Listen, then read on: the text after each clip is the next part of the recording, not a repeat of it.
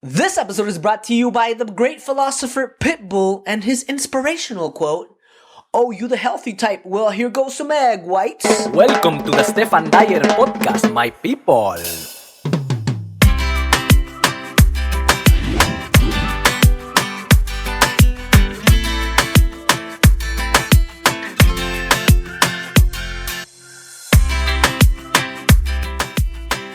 Hello, my people. ¿Cómo están, damas y caballeros? Welcome to the Stephan Dyer Podcast, where I welcome people with remarkable stories for amazingly vulnerable conversations. This episode with Renzo Casapía was mind-boggling.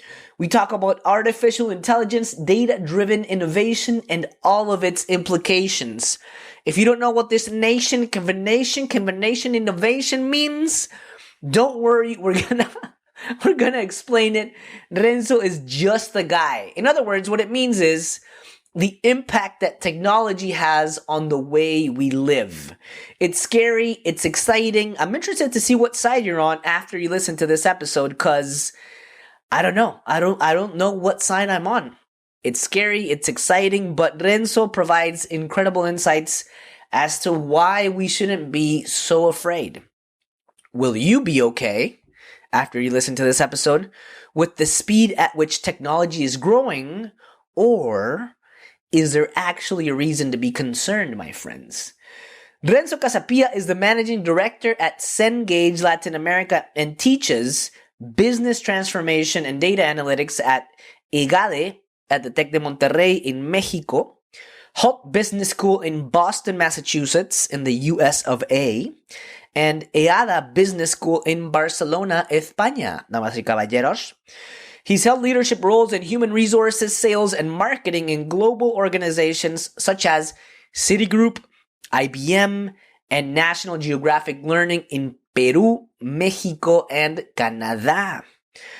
A regular contributor to Forbes Magazine, Renzo has been a keynote speaker and panelist at global business and disruptive technology events such as TEDx, EMFD Americas MBA Conference, Intel Transformation, IMEF Future of FInance, among others. Renzo is also a board member at Inroads, an international nonprofit organization that provides leadership opportunities to students from visible minorities in Mexico. A quick reminder that if you really like the episode, if you're listening to it on Spotify, Apple Podcasts, or watching us on video on YouTube, and you want to leave us a comment, like, review, subscribe, we really appreciate it. But our favorite, if you want to go to heaven, if you want to be our favorite forever, we really love it when you take a screenshot of the episode wherever you're listening to it, and then you post it on your Instagram stories and tag us at Stephan Dyer and at Renzo Casapía. All right, my friends, he is a keynote speaker. He is an expert in business transformation, data analytics, data-driven innovation in a nation, into every nation, and all its implications. Ladies and gentlemen, please welcome Renzo Casapía and enjoy this episode like I know you will. In 3, 2, 1, go! Welcome to the Stephan Dyer Podcast. I have here the unbreakable, the unmistakable, the highly capable, the Tony Robbins of AI,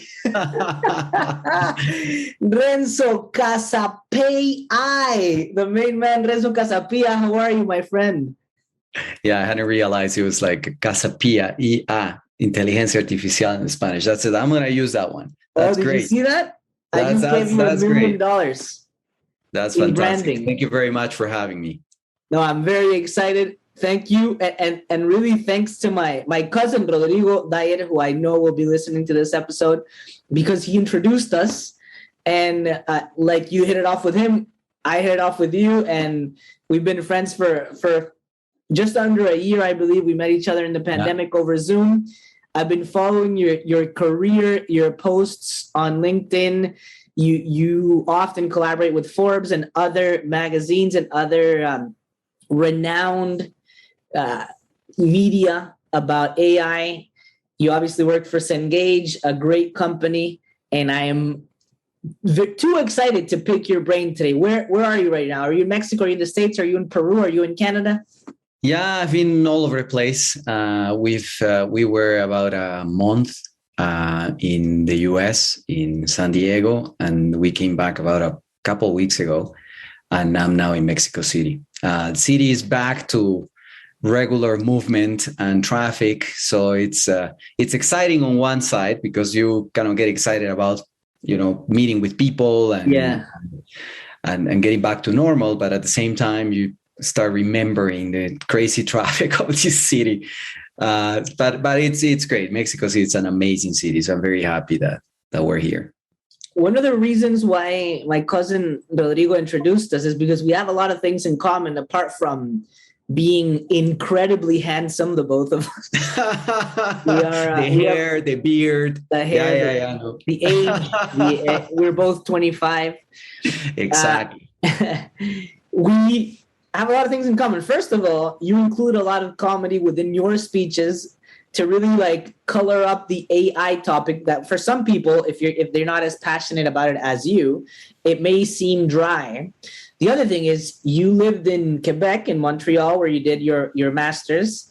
I lived in Quebec. I did boarding school. I did 3 years there from grade 10 to grade 12, where I graduated high school. Then you lived in Toronto, where I currently live. You currently live in Mexico, where I lived from 2002 to 2005. Wow. And you are Peruvian. And I am Peruvian because my entire family is Peruvian. That's amazing. We're also billionaires. That's what really makes it. Yeah, that's great. That's great. So, a lot of common ground. Yeah, for sure. How does a recent graduate from engineering in Arequipa, Peru, make it all the way to Mexico, then Canada, and gets into AI, Cengage? How did this whole thing happen? Why did you decide to leave Peru? Yeah, I'll make a long story very short, but I've always been passionate. Growing up in Peru, we had all these crazy political times where, you bought, one thing or a pair of pants one day for 100 soles, and then the next day it was 200, and next day it was 300, and hopefully we're not back to those times. So I always wanted to experience the world and learn and travel. And so I got the opportunity. Actually, it was very funny because I applied for many universities in the US. I thought if I could send an email or a letter, at that time, even some of them were receiving letters to universities, someone was going to figure out well, look at this guy from Peru. He teaches math, he teaches English. He's an engineer, he can do something here. That was very naive, but I thought, I'll just send. And I actually had a friend of mine who typed really fast, who helped me actually design the emails and send them, blind copies to everybody. And she was so fast that she included universities in Canada and in Mexico in that list. And one of those letters got to the Monterrey Tech, which is a very, very good university here in Mexico City. And they replied back and saying, no, it's interesting that you're writing in English, but because we're in Mexico and you're from Peru, from Arequipa. But look at this, you teach math, you teach English, you're an engineer, you want to, experience the world, etc. If we can combine both of your skills, if you can teach math, calculus in English, we have an opportunity for you, and we'll pay for your studies and a salary, etc. So that's how I ended up in Mexico. That's incredible. Just sorry to interrupt, but while it may seem naive, the extra mile is the least run by people. Not a lot of people go and run that extra mile and send that email to other people or at all to universities. A lot of people would say, why would I do this? Nobody's going to respond. But just by doing it, it really had an incredible impact in your life. Yeah, and the other thing is, I keep telling. I was teaching a class at Hult, and a data-driven innovation class at Hult in Boston about a month ago.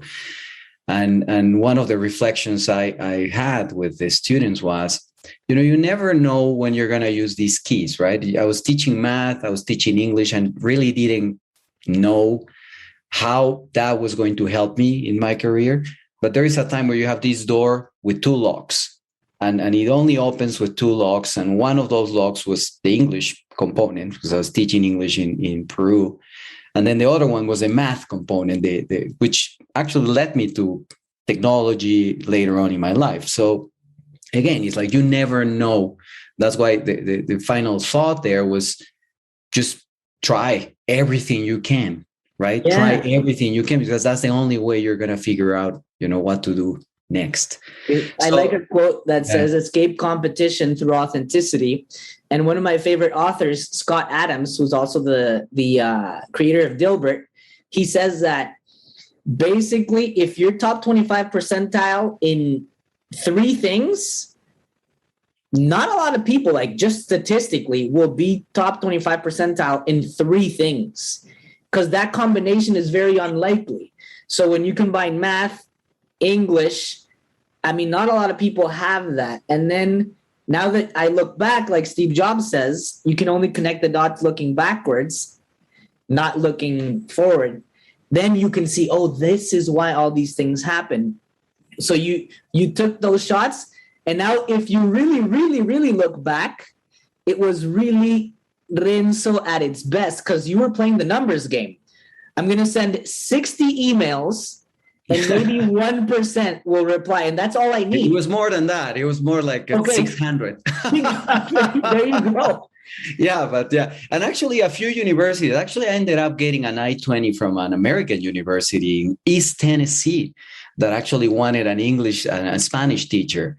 It was a lot of fun. I ended up, staying in Mexico, but it was, I played with the odds. Yeah, as you said. Beautiful. Then you went to Montreal, did your MBA. You've worked with Citibank, IBM, Laureate, and now Cengage. Different roles, different industries, different countries. What's the common denominator of your roles within these different companies? Yeah, I think one, you were talking about experiments. You didn't say the word, but I'm going to pretend you said it so I can tell my story. It's just, I believe, I think I tried so many things. And I think the common denominator has been always, give it a try. And actually, when I got a good friend of mine who was obviously scared of coming to Mexico and scared of, getting a job in Canada, my first job at IBM. It's always, you always have this imposter syndrome with you where you don't feel totally qualified to something. But I've always believed, you have to try things. So one of the common denominators is always the possibility of experimenting with something new. The other one is change. It's like I've always wanted to learn, and then with change comes learning as well. And one third component was data, and I didn't know that. I knew that I was very passionate. I'm a frustrated psychologist and always been passionate about understanding how our brain works. Always very excited about listening how psychologists speak about our minds and how we work, etc. And I was very passionate about education and technology as well. I spent a lot of time at IBM and other technology companies. My current company is a technology and education company. And that made me realize all these technologies, data, we're going to talk a lot more about that, but it's a common denominator in all these roles. Like you make decisions, you have to base it on something. And I quickly realized most of us use our system 1 all the time. This system 1 and system 2 definition that Kahneman has about how our brain works. And so our system 1 is always like, you do it fast. You get home, you don't even know how you drove home, right? It's like, man, Did I pass a traffic light? What happened? Well, the same way we act every day in our companies, in our day-to-day decisions. So I realized, if we add a little bit of data every day, like I'll be able to sleep well at night. I will be able to make a decision and know that I based it on something. So if you were to ask me, like, a very concrete common denominator has been exactly that. In IBM, understanding your customers, obviously we're a data-driven organization, technology-driven. It was easier to do it. It was all the numbers and how to understand customers. Then at the university, I led a university here in Mexico City. And it was like, how do we keep our students? Like, what's going on? Like, what happens? Like, how are they doing in math? Like, it's all data that tells you, okay, well, this student will stay, this student will leave. Yeah. And then in my current role with Cengage is understanding how students learn. Like, what do they like? Do they like to watch video more? Do they like to read?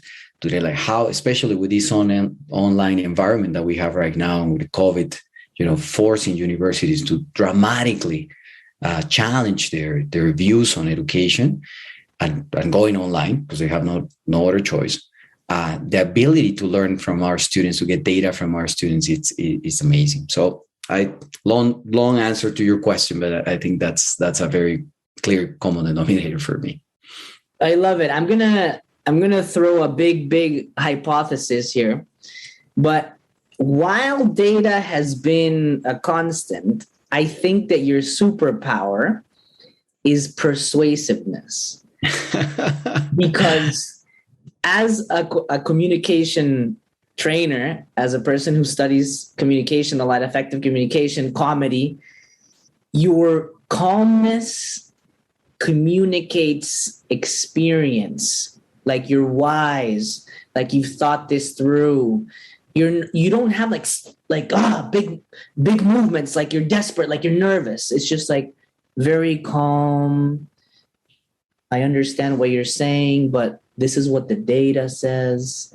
And just with your tonality and your body language, it's like, no, this guy knows something I don't know, so I'm better listening to him. So I'll tell my wife that you said that, and I was yeah. Please may not have the same opinion. Maybe your kids don't either. But as a corporate communication trainer, if I would love to be in those interviews that you've been with, like managing directors or VPs or CEOs for your first interview, and I bet that when they leave the room, or when you leave the room, they're like, this guy knows something we don't. Like, we better. That's interesting that you're saying that. And thank you for saying that. And actually in Canada, I just saying that I had the opportunity to mentor people that were trying to get their first job in Canada. And we have an organization called, there still is, Skills for Change, the amazing organization. It helps new immigrants get their first jobs in Canada. And I had to mentor people from all over the place, Chinese, Russian, Latin American. I remember this Chinese mentee that actually said, like, I'm not going to make a cold call. I'm not going to speak about myself the way you do it. And I said, why don't I just read your resume? You record me, and so that you listen how it sounds, right? Yeah. So that I can tell you, instead of just telling you, I'll pretend I'm you. And he was recording the whole time. We finished, and he says, oh man, like, I've done so many things in my life. Exactly. This is great. And I was like, well, that's you. It's just, I just said it in a different way. It was a fantastic experience. Your tonality gives credibility, trustworthiness, and you look engaged, you look present, your eyes are focused, you're smiling. It's like cordial, it's friendly. So even if you're lying, I don't think you're lying. No, I'm not lying, I promise. Okay, so really good. I'm really fascinated by data because I hate it when people in institutions, or when I used to work at the bank, or now that I work with big companies, and we teach them how to persuade, how to communicate effectively through comedy, through improv, through speaking with confidence, public speaking. They have a lot of difficulties persuading stakeholders to change the way things have been done for years. Yeah. And a lot of people are reluctant because no, we're just going to do it así se ha hecho siempre. And we're just going to do it like it's been done. Why do you want to change it? And people are scared of change.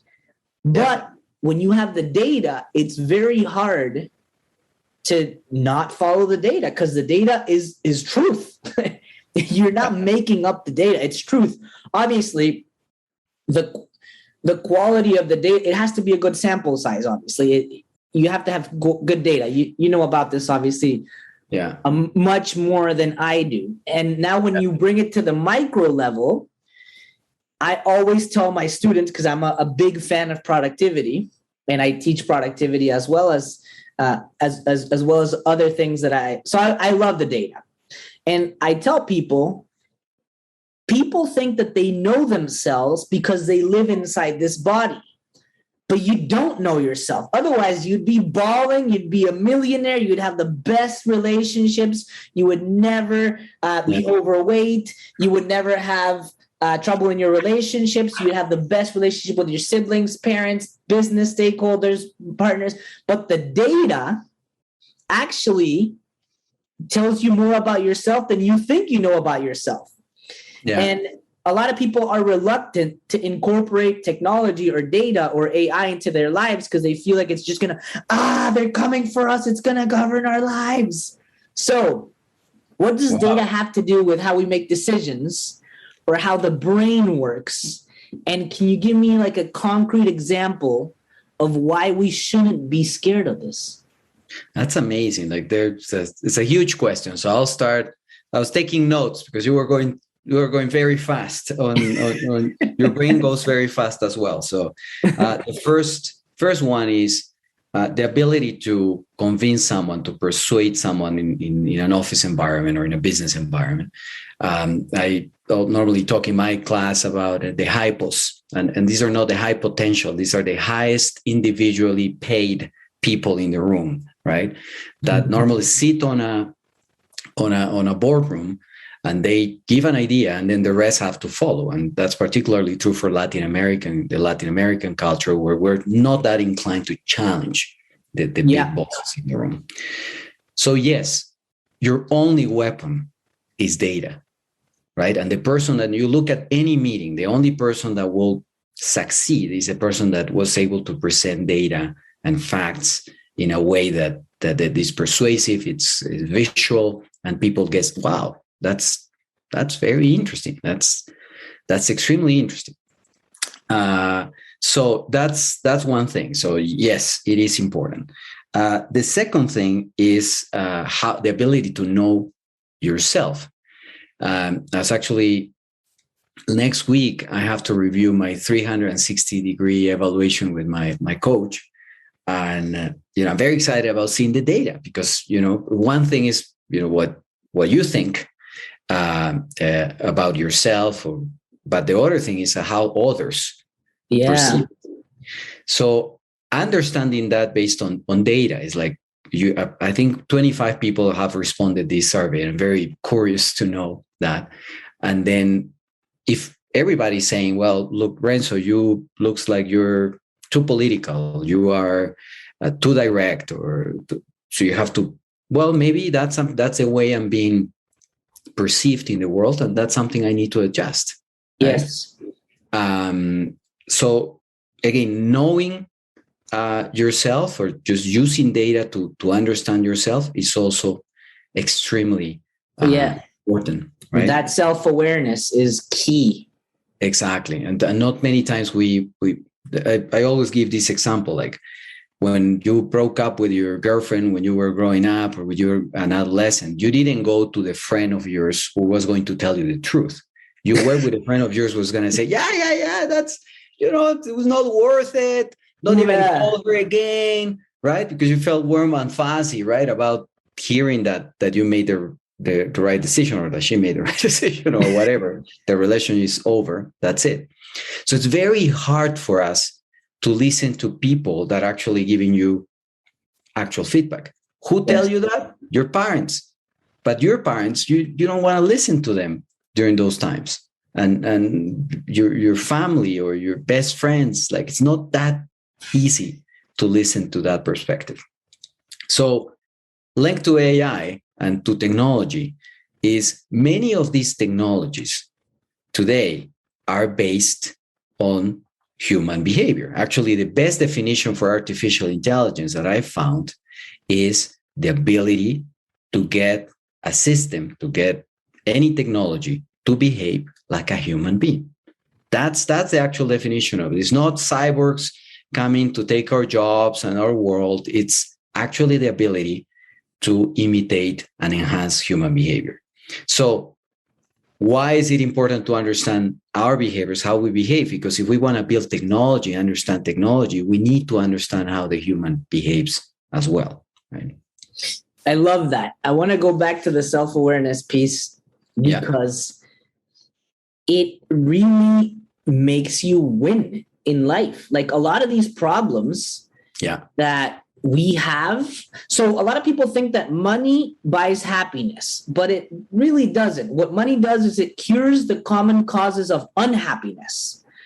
Now, AI, looking at your TEDx, could really help us prevent even having to go through curing common causes of unhappiness like cancer or Parkinson. I saw your TEDx talk, and in one of the examples, you said that Alexa or Google or Siri can actually sense changes in your voice tone, and potentially in the future, I don't know if it can be done right now, you probably know this better than, but women's voice tone could change a little bit if they're pregnant, or their patterns of shopping obviously change if they're pregnant. So you could know if you're pregnant before you know you're pregnant. Or if your voice tone changes, it could also detect Parkinson before, in the early stages, so you could do something about it. So when you look at the long term and the impact of these things, how much is going to save you in healthcare? It could pretty much like ruin your net worth, not knowing that you have cancer or Parkinson or all these other things. But just by having these little things, it could really help you. It could really also help your mental health. So it's not that it's going to take over and kill us and everything. It could really enhance our day-to-day. Yeah. And you made I love that example, because soon, again, some of these events are already happening, but so you're going to get, this example was this lady that gets home and tells Alexa, like, so what, I don't know, imagine this is 2035, right? And this lady comes home and says, like, Alexa, so what are the news today? 2035 is like, obviously, Peru won the World Cup, right? They finally finished the airport in Mexico City, the new airport. Like, let's dream. And then, by the way, you're pregnant, right? And again, as an example, it's a capability that Alexa may or may not have to right now. But the challenge there is, like, you are first figuring out a way to recognize a pattern that no human being could do, like on the day-to-day, right? It's like a changing voice. Women are a lot more sophisticated than men, the way they behave and the way they change, their bodies change. And yes, men, we change our voice like one day to the other, like you cannot speak anymore or you speak differently, but women do it very subtly. And that's something that only a machine can detect. You wouldn't even think today of asking a friend to get you the best price tickets to a trip for your trip to Peru, right? For your flight ticket. So there are things that people don't know, but you're trusting an AI system and a machine learning system to do stuff for you, right? You speak to Siri. Siri sends your voice to a central server. It comes back with an answer. You don't even feel it. Like, you realize you're acting with you're interacting with a machine, and you don't even know about it. And obviously, the more we do it, which is key for technology, the better technology is going to get. That's the other key as well. I love it. So it seems to me like AI, artificial intelligence, is the epitome of leverage. And I don't mean like debt leverage, the negative things in the news, like, oh, too much leverage. I mean like really being able to multiply the output that you would get versus if you just did it yourself. So like the best plumber in the world is probably like 9 times better than the average plumber. But with leverage, with artificial intelligence, you could actually, podcasting, for example, for me to be able to get to 1 million people, I would have to do like, I don't know, like 100,000, like 10,000 auditoriums. But with podcasting and leverage through AI, it's like this. So one of the best ways to acquire wealth and to be like wealth, not like health-wise, money-wise, relationships-wise, everything-wise, is through leverage. And AI facilitates that. So the benefits are clear. Before we get into education, and we're going to give more examples about why it's amazing, but I think a lot of people know the benefits. I mean, a lot of us use technology. A lot of us are getting more comfortable with it, but everybody's concerned about the downside. If there is a downside, for example, should we be concerned about the data that social media is collecting? Right. How much should we worry about that? And what is the future of AI? Yeah, that's a great question. And I was just listening to a podcast yesterday, and they were talking about, how 40% of us are now meeting with our potential spouse online. Like 40% of people that got married or are together that have met online, right? Which is a dramatic change. Yeah, it's huge. Right? 10 years ago, we had 2 billion people connected through a smartphone. Today, we have 5 billion people connected. What? So 2010, 2021. So that's how fast this is going. And people don't realize that. And you just said, yes, there is a risk because you're providing this data, or you don't even know you are providing this data. And yes, there is a risk. It can be misused. And obviously, there has to be regulation because companies can use this data any way they want. But the key equation, the key rule that everybody follows without knowing it or without knowing it is, if the benefit of sharing data is higher than the risk of sharing, I'll share 100% of times. Definitely. If you want me to provide my salary in LinkedIn, obviously in a private way, and then by doing that, you're gonna get me how am I tracking against other professionals in my field, I'll give you that information. I'm fine. Definitely. Right. So again, the more data you have, you spoke about podcasts.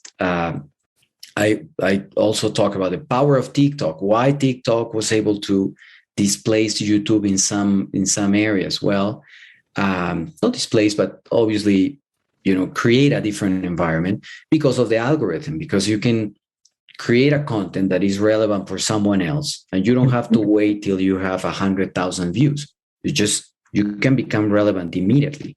Yes. Based on the type of content you have, based on the type of information that you provide. So again, this ability to connect is giving a lot more benefit than risk.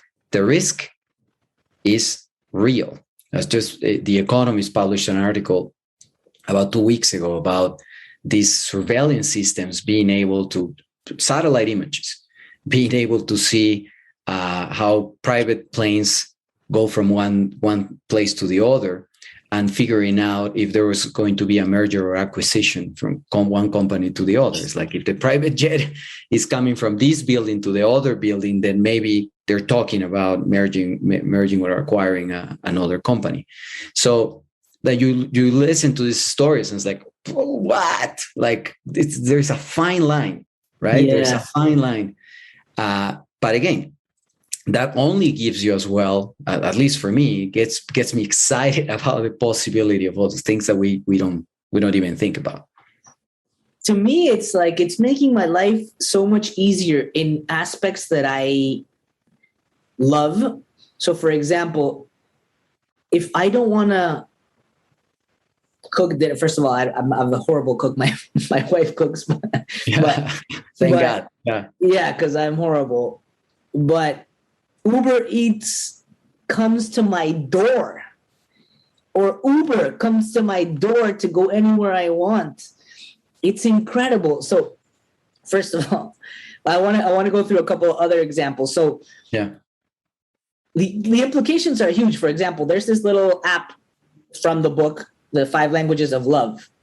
And because you do a little test to see what language of love you speak, it also tells you, because you can link up profiles with your wife, it also tells you the language of love that your wife speaks. Obviously, she could have told me because we printed them and we have them at home. But the best part is that through the app, for context, the 5 languages of love, what that means is that if I give my wife for our anniversary roses and a trip to and we go to the movies, from 1 to 10, she could rate that a 2. But if I write her a letter, handwritten, and I say, I love you, you're the best thing that has ever happened to me, that's a 10 for her. Yeah. And then for you, it's a different thing. Yeah, it could be, or if I buy her a trip to Italy, that could be a 3 for her, because I don't know what she really values. For example, to me, you could get me like a lot of clothes and I'm like, thank you. But you buy me like anything that says Barcelona on it, or you tell me that I'm the best comedian, or you tell me like something that I value, and I say this is the best day of my life. Yeah. So you have to know other people, but you can't know it. The thing is, we think that we're all special, but really we're more predictable than we think. So when you do the little test of the 5 languages of love, it tells you what language of love she speaks. In other words, what she values. So when I go into the app and she has already done the test on her and we've linked up, it tells me the things that I can give her that she really values. When you think of the long-term implications, if I don't care about these things or I don't know because I don't have the data, I could spend the next 10 years of my life giving her shitty gifts. And then she thinks that I don't value her. And then we're going to get divorced. Yeah, but hopefully it doesn't have a link to Amazon so you can buy certain products. So soon, maybe that app will link to.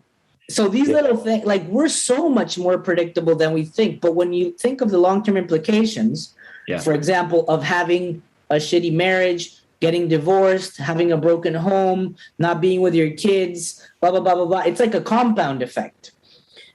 And all this could have just been solved like this by me knowing her language of love through the app.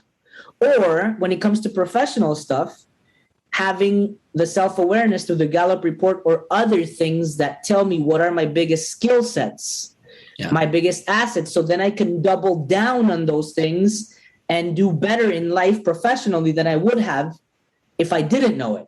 So lots and lots of benefits. Oh, yeah. Apps that connect people like mentors and mentees of people that want to come out of the closet, that want to, the LGBT community, LGBT plus community that's growing significantly, where people around the world are afraid of speaking or afraid of expressing themselves. And there are other people that have gone that way, and now they're connected. Like you can connect to someone that, again, things that wouldn't happen maybe, or that would take a lot of time, a lot of more effort in the physical world, now that are happening online.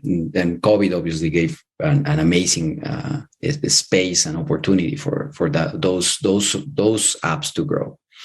In your Hult class in Boston, you talk about LinkedIn and other platforms that have evolved to serve the newer generations, for example, Gen Z or Gen Z, as we would say in Canada, where a lot of these people don't really identify with how to find a job.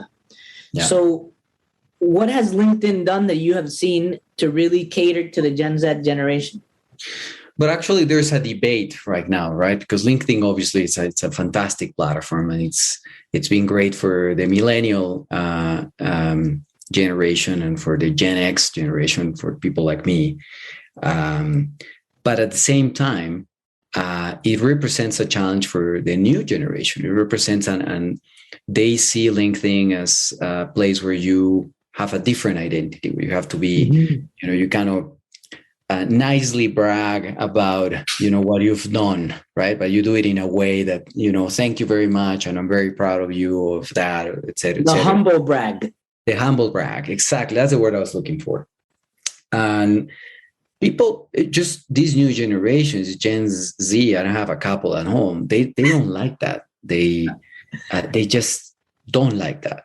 So there are other environments that are being created, and I'm sure LinkedIn will take a look at those and immediately. But even TikTok, that some companies like Shopify, which is Canadian actually, and others are Chipotle in the US are asking applicants to do a TikTok video and submit a TikTok video instead of a resume. Why? Because they want to know who's behind it, the real person, what type of personality, like how do you and this doesn't mean get into your feed, get into your private life. It means understanding who you really are.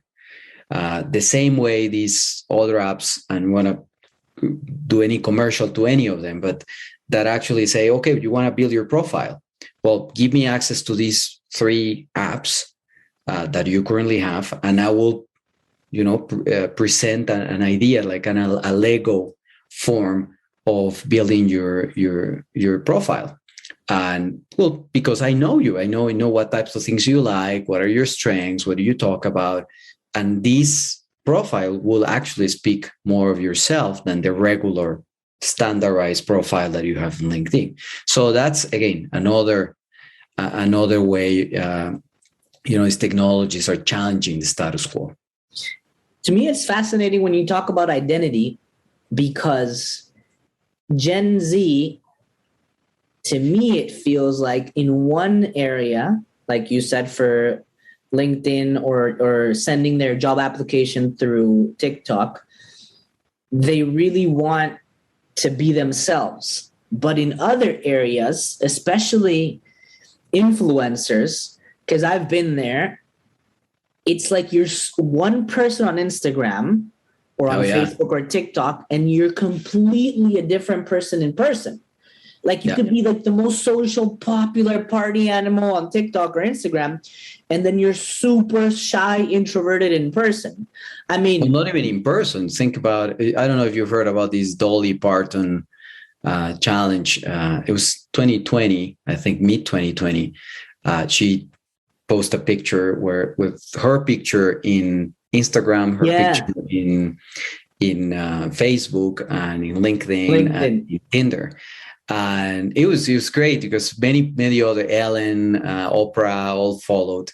And it was great to see how, yes, you behave in different ways, not even in person, in different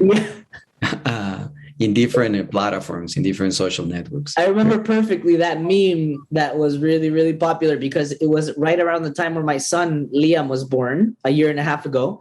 So I did the challenge, but my picture was the same in the 4-1s. I was just like super sleepy and not having slept, feeling horrible because I was waking up a billion times a night. So when it comes to identity and mental health, this is where I'm really interested, because you're a dad. Yeah. Obviously, your daughters are all teenagers going to teenagerhood, the teenage years these days.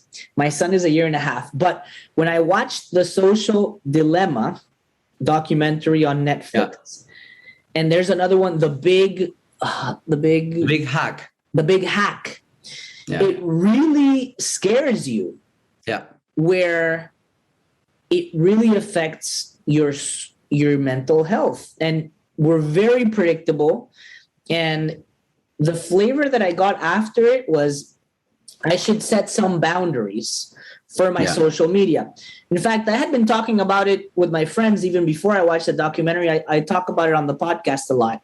And I say that I have to be very intentional who I follow on Instagram and my Instagram use, because I always come out more depressed than I came in. So for example, I go in like a level 8 into Instagram, and I always come out like a level 6 or a 5 or less. That's a fantastic link to what we were talking before. Yeah. Where, yes, we're predictable, but why? Because our brain behaves this way. Like the first thing you hear is what you believe. And that's what politicians are experts. The Great Hack is a good example of that. Yes. But whatever they did right before the elections was great. Even creating this feeling of you don't have to vote. Like if you don't agree on something, you just don't vote. Show in some countries, they've been able to win elections just by doing that. Just don't go to vote, which we know it's terrible for democracy. But again, our brain behaves that way. So whatever you're feeding your brain with, then that's going to become your and reality. Decisions with your system one again, based on what you have in your brain. So if you're feeding yourself, if you're eating all this, then now people don't know this, but 70% of what you consume in the internet, you probably didn't even ask for it. So you went for the 30% that you were interested in. You were to any social network looking for something. And then you got 70%. You got your 30%. The other 70%, that's something you flying dogs, a cat, going into a tree, and some that you didn't ask for it, but you're consuming it. And that's in your head. And that's helping you or not helping you to make a decision that's affecting the way you decide every day. Yes, it is. So I do something that my good friend Jose Piranian does, comedian, Armenian from Lebanon, but he speaks like 6 languages. And he does this thing called post and ghost. So what I do is I go post and then I ghost. I leave the platform. I leave the Instagram. I leave the app. And I've been very intentional about limiting or unfollowing people that make me feel insecure. Because comparing yourself is horrible. Like you see everyone in like Ibiza, Barcelona, Cancun, Boston, New York City. Meanwhile, you're just in the bathroom. You're like, oh my God, my life is horrible. And it sucks. It sucks. So based on your deep knowledge of AI and big data, what can we do, especially for our children, to protect them from consuming massive amounts? I mean, not consuming, but I do feel like it makes you more depressed in many ways. I mean, because a lot of people can't control what they consume. Yeah, I think again, I don't have the magic answer, but talking to them is the first step, because some of our parents, because once they become adolescents, they don't want to talk to you. So you were very used to being the hero, and you're not. Like even for myself, I speak about technology all the time, and I sometimes share this with them, and I say, no, that's not like that. No, you're wrong. You're wrong. Let me tell you how it works, how it actually works. So it's actually a funny. Just made me remember one funny story. Andrea, my youngest daughter, looks more like me than Luciana. And obviously she gets the usual, oh, you look like your father. And there's nothing worse than telling your daughter that she looks like her father. So one time she comes back and she says like, well, Dad, I think I look like you. But she was very sad, right? I said like, well, how did you confirm that? And she says, well, I tried to open your phone with my face and it actually worked. And I don't know if that was a coincidence. It was probably half open, so she was able to open the phone. But it was interesting how technology confirmed not that the thing that everybody has been telling her. And that's what's happening today, Stephan. That's what's happening exactly today. Like, we cannot. It's like me trying to stop piracy of my content in the web. Like, there's no way you're gonna do it. Like, what you do is educate, add value, talk about the implications, talk about what we're talking today with them, and they're gonna feel like, and like any parent, like you're gonna see the faces of your kids, and you're gonna say, oh man, they're not paying attention. They are. Don't you remember what your parents talked about, and then you criticized, and then you end up speaking the same words, using the same words with your kids, although you criticize them like you had no idea. Well, same happens with your kids. You just keep talking to them, trying to tell stories. And that's another thing I would recommend. And again, not the perfect dad here, but tell story. That instead of just saying, oh, when I was young, because that's the worst. No, life was different when you were young. But if you say, well, look at this story, right? And then it can be about yourself, it can be something else. That's it. That's what works. Tell a story. And you're amazing telling the story, so you won't have any challenge. It seems to me like there's two schools of thought about worrying about the next generation and technology's impact on their mental health. The first is people who say, well, this is just repeating itself all the time.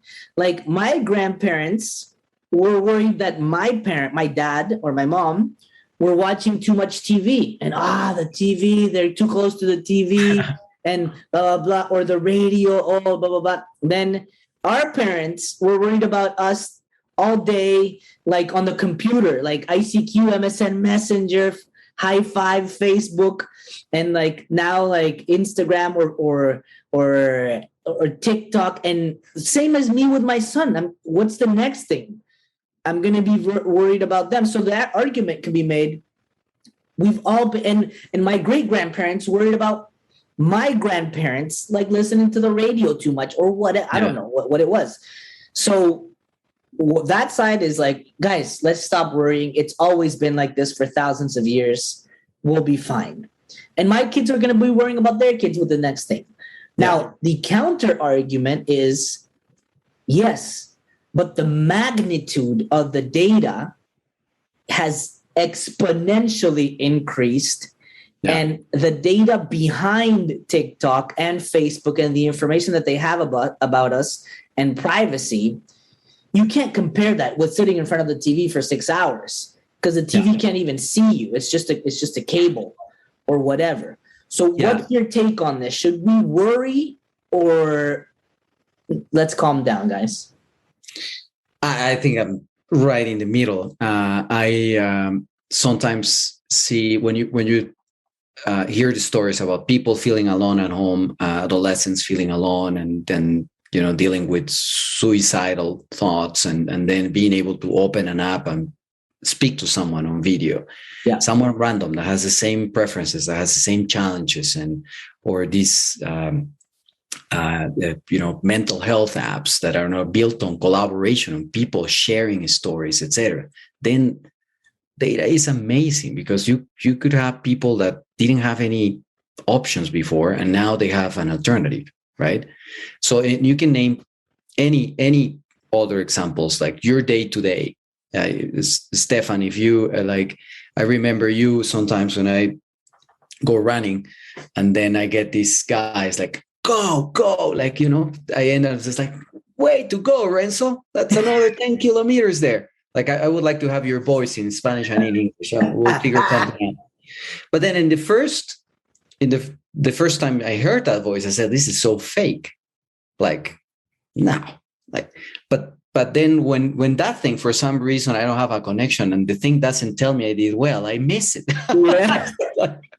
Right? And I'm used to an app that tells me, well, there is a park nearby. I travel a lot. I used to travel a lot. Why don't you go take an Uber there and run? And then you have all these routes, et cetera, et cetera. Like, now it's part of my life. You were talking about Uber Eats, and we can name anything that has made our lives a lot easier with technology and with this data. Airbnb too, everything. Right? Airbnb, anything. So now the counterpart is, yes, we have a risk of, yes, divulging a lot of information that we don't know we're sharing. Mm-hmm. Right? There's debate if that information should have actually a price, right? You want my data? This is how much it costs, right? There you can listen to all sorts of TED Talks and people, PhDs, talking about the value of our data. See, it's an asset. Like it's based, like many technologies are using that data. And actually, that's going to be my next article, to generate value. So my data has a cost, and I should be able to be. That's a debate they're having. And the other big challenge is what you were referring to, is like, is this too much? Yeah. Like, how much is too much?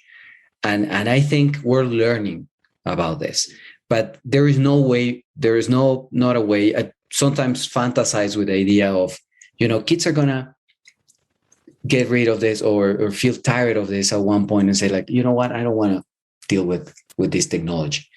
And in my view, that's not going to happen.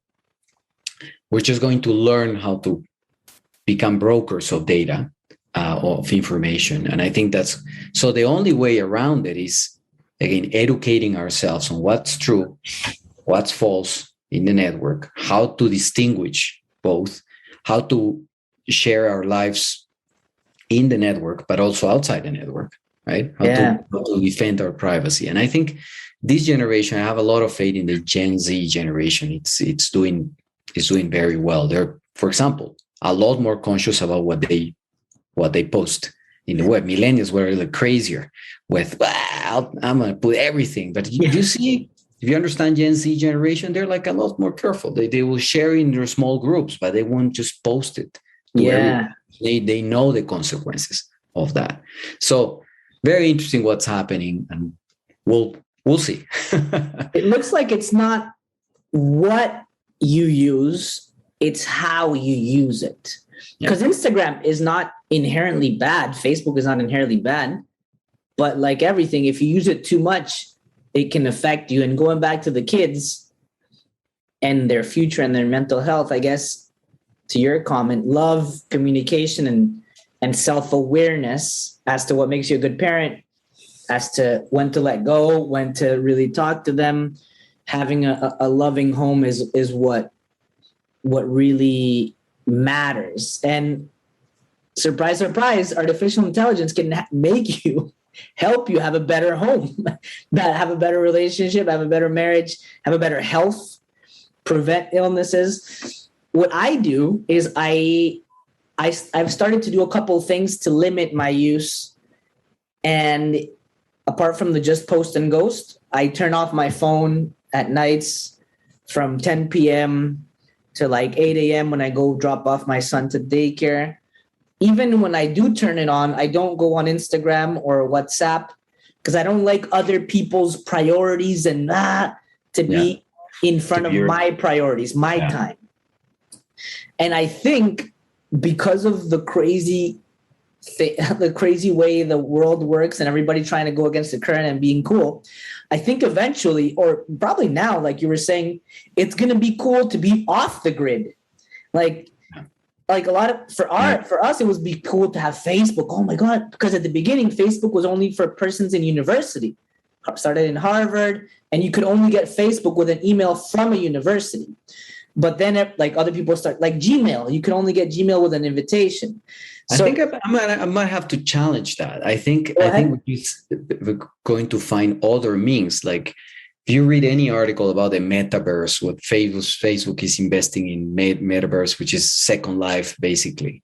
That's where we're going. Actually, we're creating a virtual environment where you're going to be able to create an avatar, and maybe not you and I, Stephan and Renzo, but this generation is going there for sure. Look what's going in China with Bilibili and other environments where you can create an avatar, you can buy stuff, you can behave in a certain way in the Second Life. and you're commercializing products. You have a What's Billy? It's a platform. You have to take a look at that, but it's a platform that is growing significantly. TikTok has 47 minutes of retention. They have like about an hour of retention. So they're very, very relevant in Asia. And again, very different environments. And actually, they use friction. You want to be part of this Game of Thrones group of fans? Well, you have to respond these questions from time to time. If you're not a true fan, you're out. Right? And you're in the second life. So you're talking about like people getting rid of like me. I think we're going in a different way.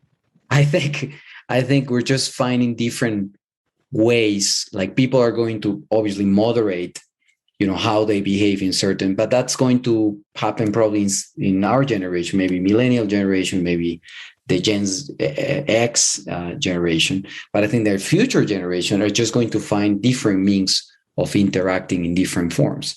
I think that's what's happening.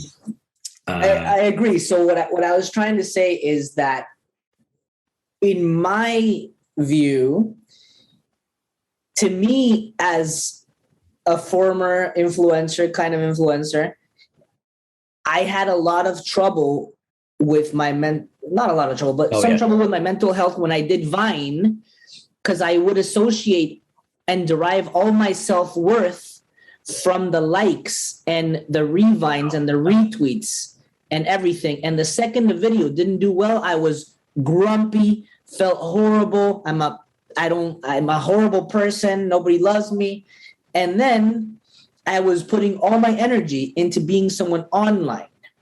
I think the newer generation is finding ways to really distinguish and separate, hey, this is me, and I'm a different person online, and I can have a life online, but I'm going to have these moments where I go hiking, I meditate, and I separate the two identities in many ways. So I guess what you're saying is right. Like people are going to find ways to have two lives and maybe not affect them too much.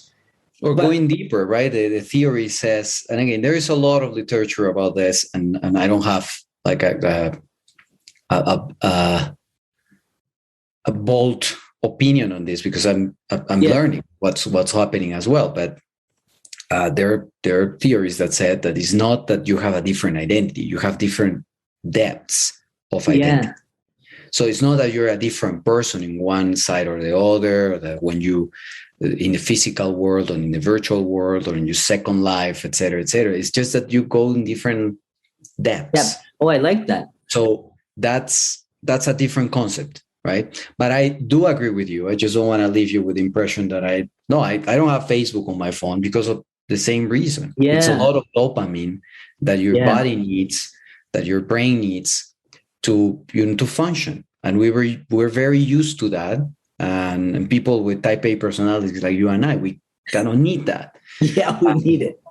So you make your decisions, right? You just say, well, I'm not going to take a look at that anymore. But interestingly enough, LinkedIn is becoming like a Facebook. Like I got rid of Facebook, and now LinkedIn, now it's like pictures of people with their families, and wow, that's again. So it's going to be always a learning experience for all of us. So it's not going to, you will make a decision, and then 2 months down the road, you're going to say, well, looks like I have to change again because I have to move somewhere. And that's it happens to us, Gen X, millennials, especially Gen X, I'm going to talk about myself.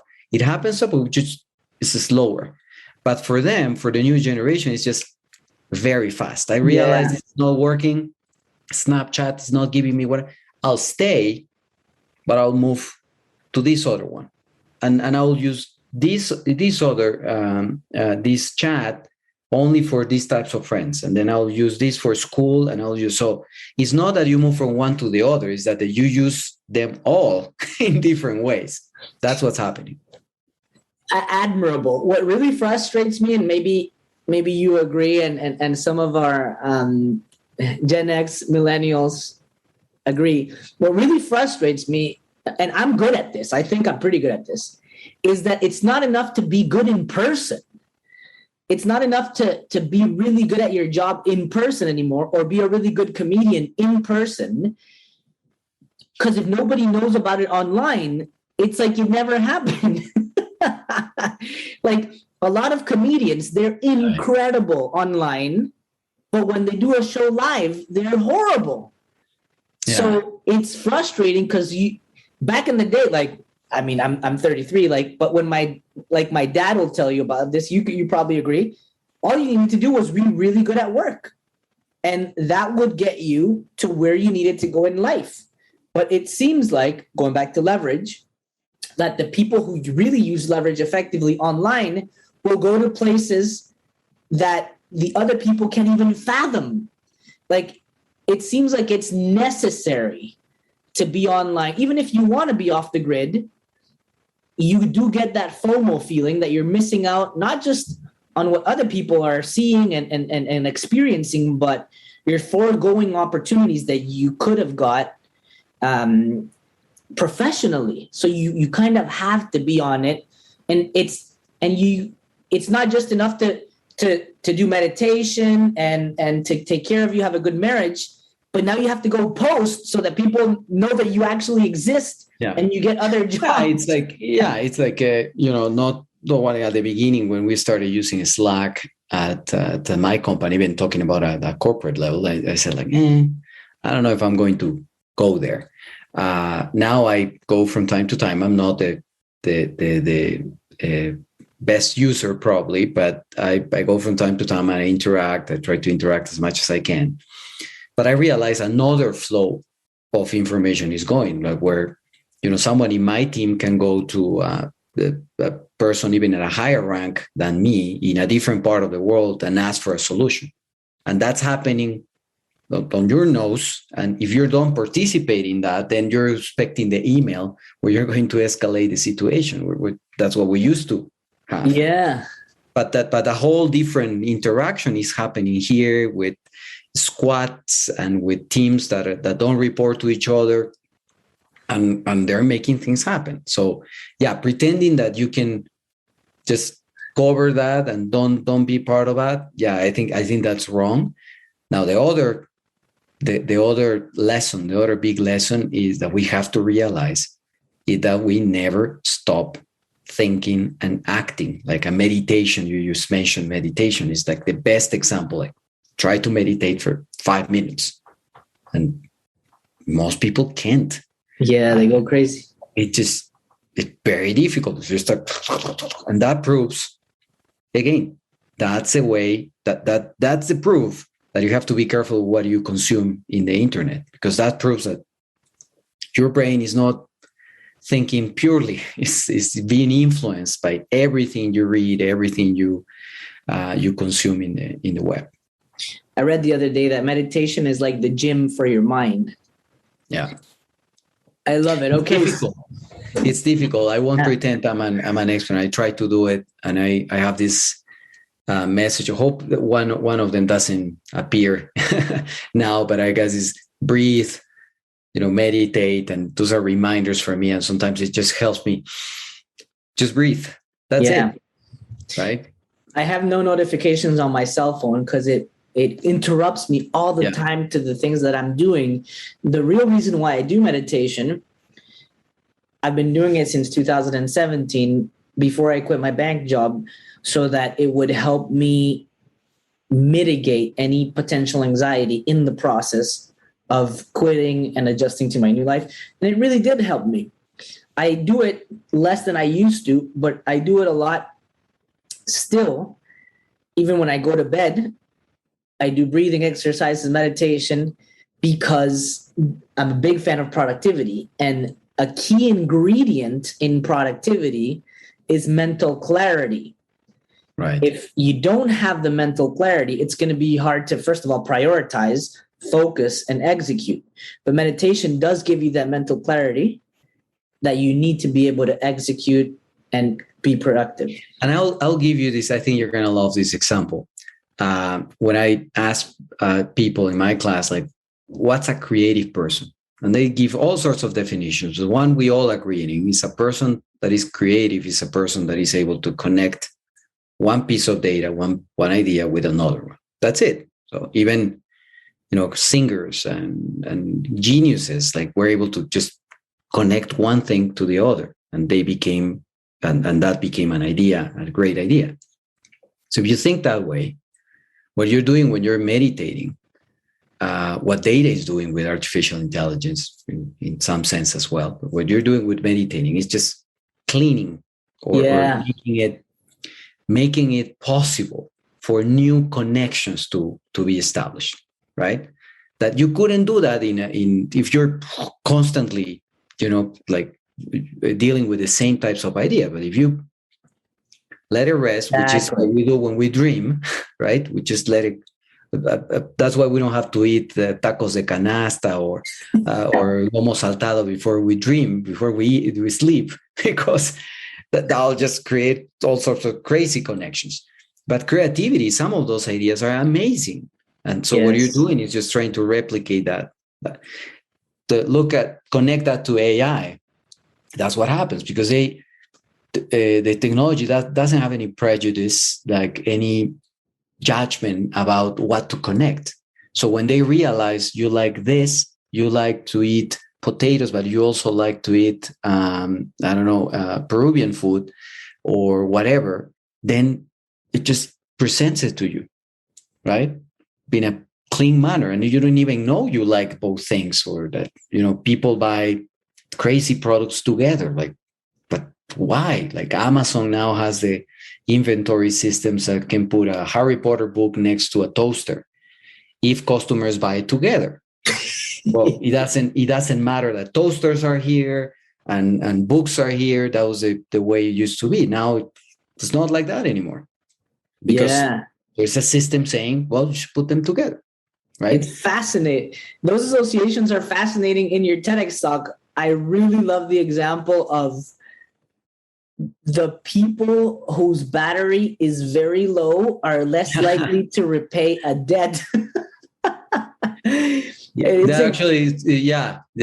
It's more like what is your battery telling, or the way you use your battery telling your bank or telling Uber or all apps. And many people, the first question I get asked, and this has happened all over the place. It's not Latin America. It's like I've given these conferences all over the place. And first question is like, how do they know my battery?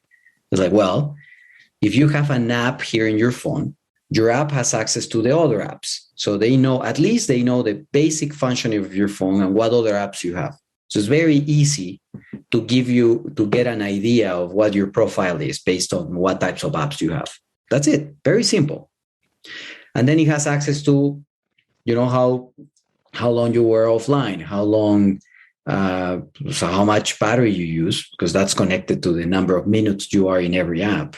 So it's very, very easy to give you an idea of what type of personality this person is. You're a type of person who always uses the phone, or has to be 100% battery, has to have 100% battery all the time, or you're always, asking for electricity wherever you go. Well, that gives you something. That's not going to determine if you get the loan or the mortgage or not, but that's going to help these apps or these institutions or these businesses figure out a way to determine your profile, right? So that's the way this works.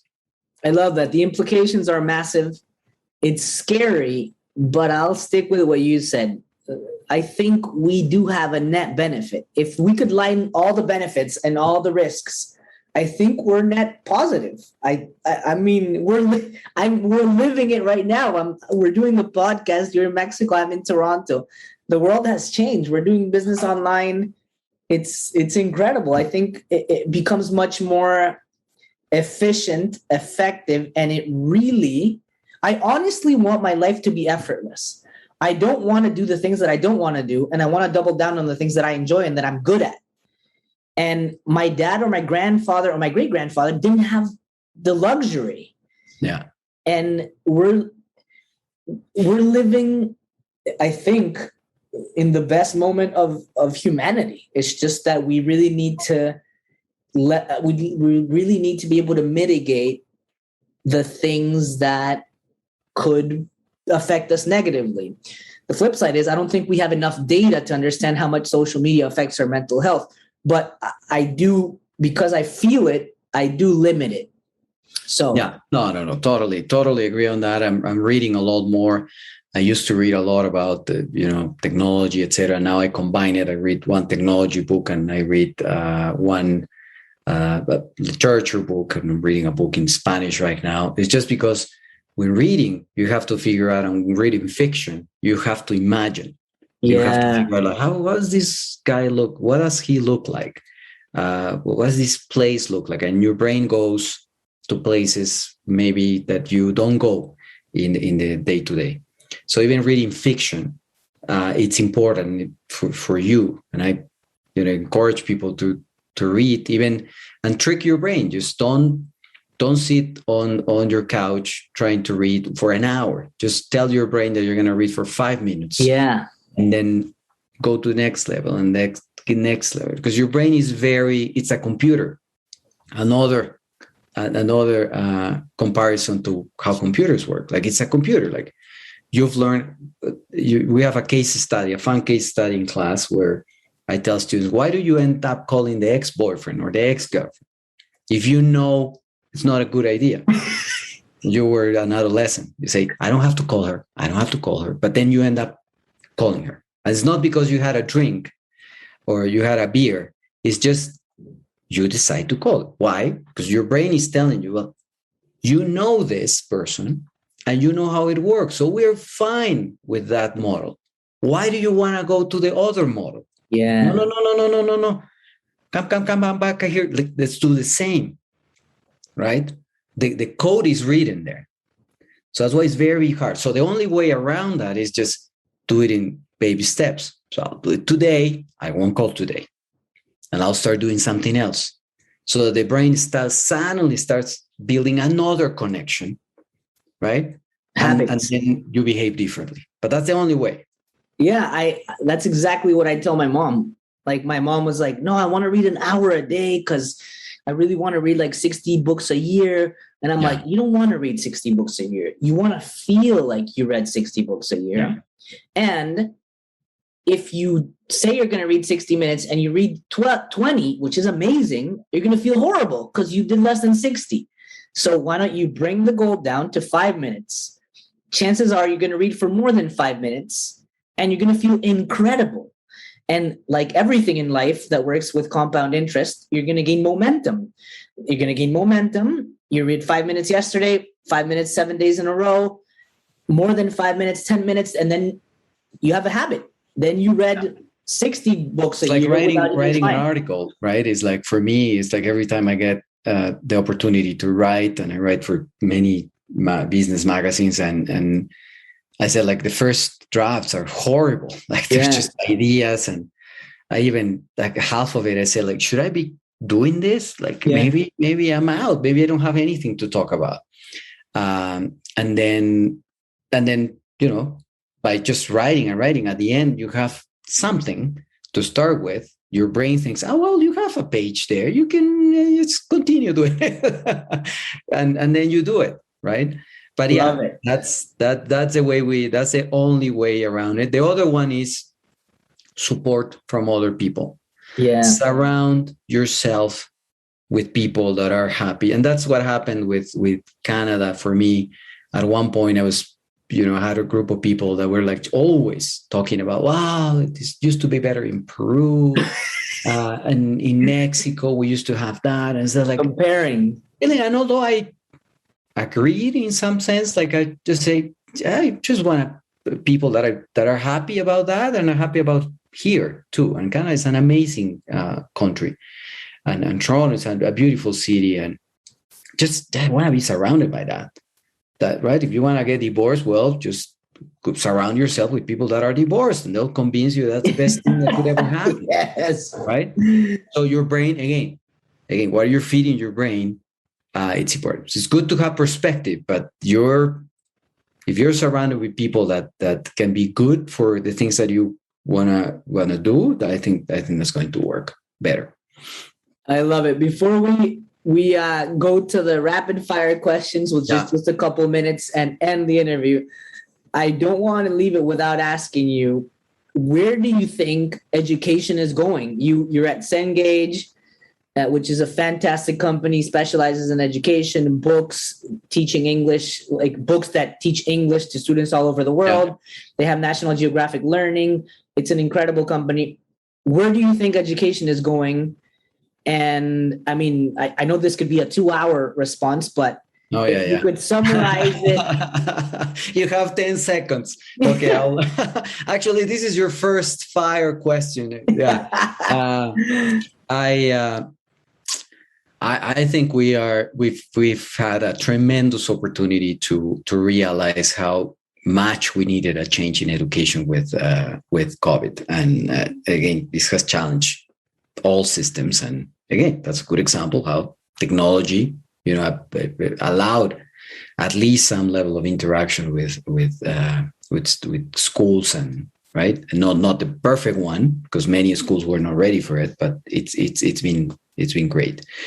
I think one of the things that is going to happen to education that hasn't happened yet is the use of data, of actually the learning or the understanding of how a student learns, which if you look at any other industry, right? Telecommunication, retail, they know what you want. They know your place. How do you go to the sale first when they sign up? Do you register? Do you pay 6 months? Do you pay in cash? Do you pay in one?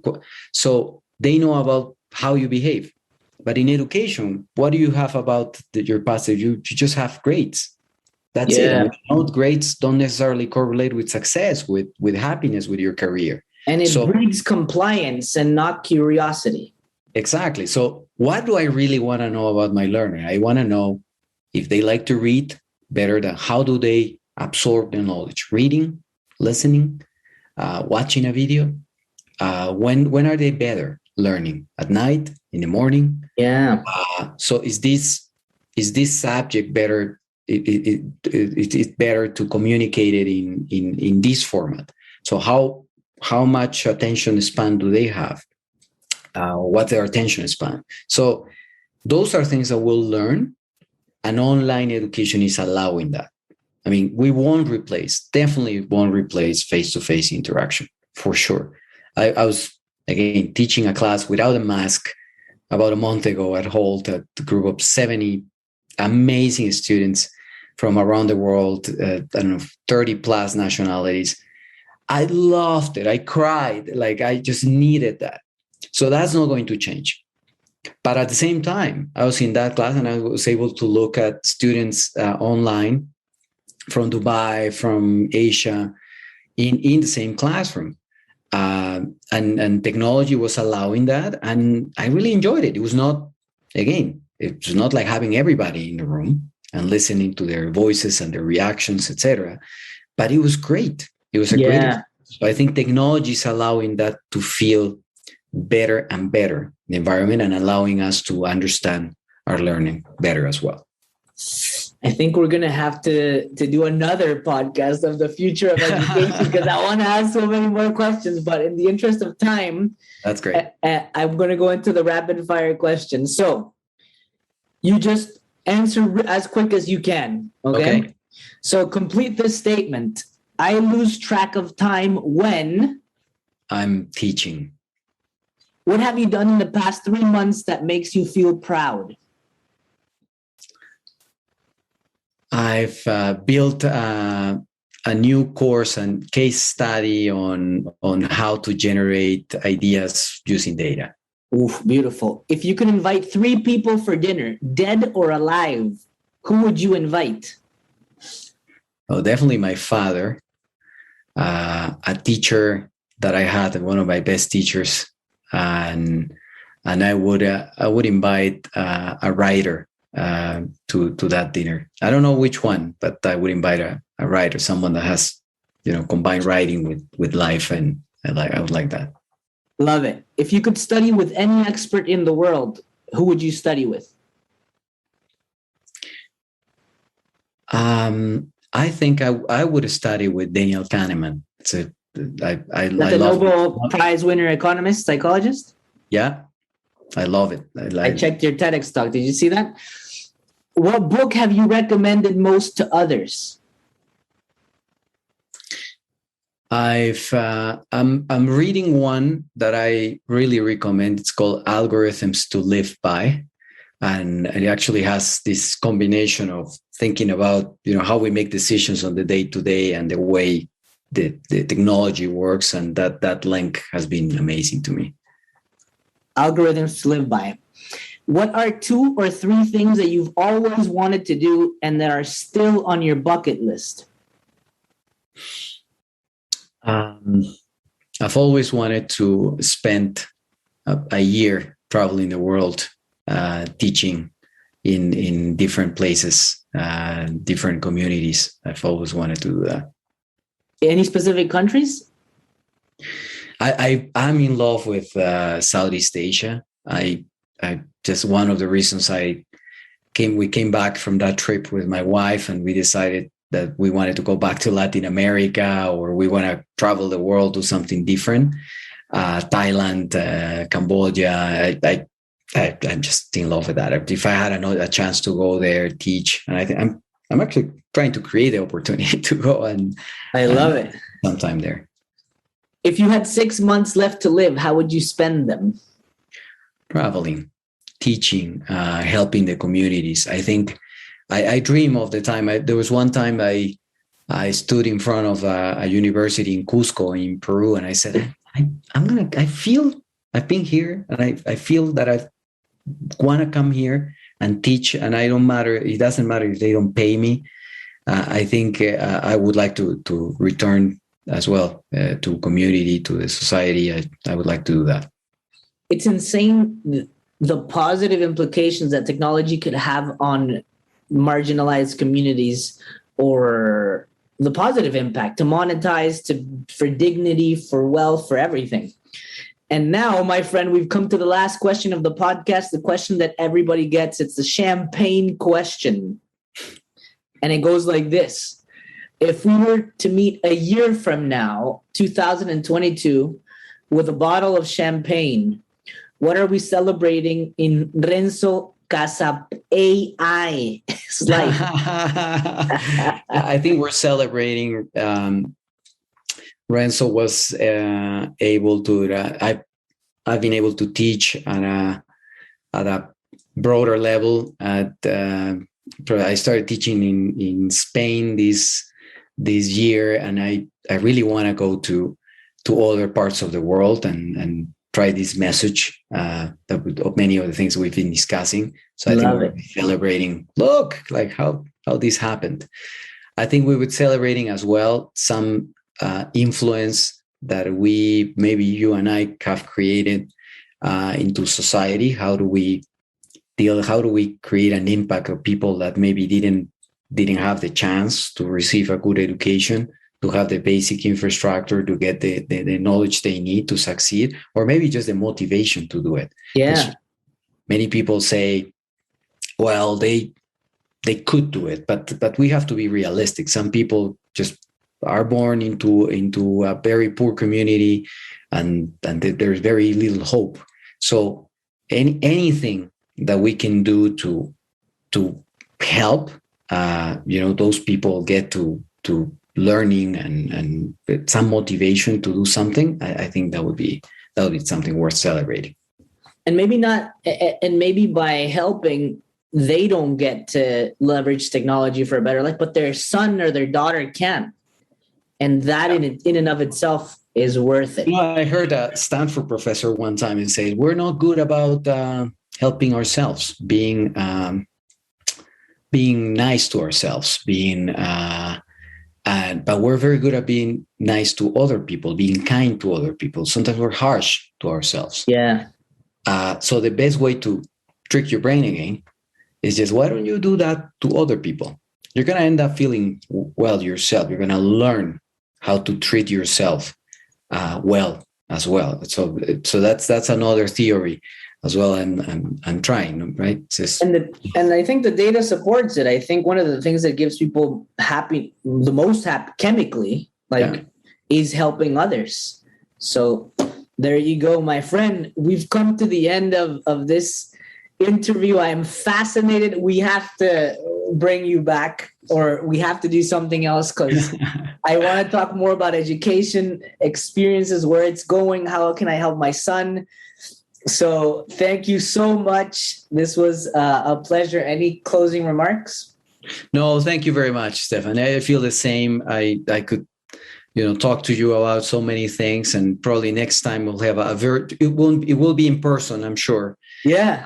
And we'll have a couple of cusqueñas or beers there. That'll be fun too. So very, very happy that you've invited me. I'm very happy to come back as well. Thank you. I go to Mexico, I'd say once or twice a year to perform. So when I go, I'll definitely give you a call so we can have a cold beer, my friend. Great. All right. Renzo Casapía, AI Stephan Dyer on the Stephan Dyer Podcast. Chao, chao. Bye. Gracias por escuchar el Stephan Dyer Podcast. Arrivederci, my people.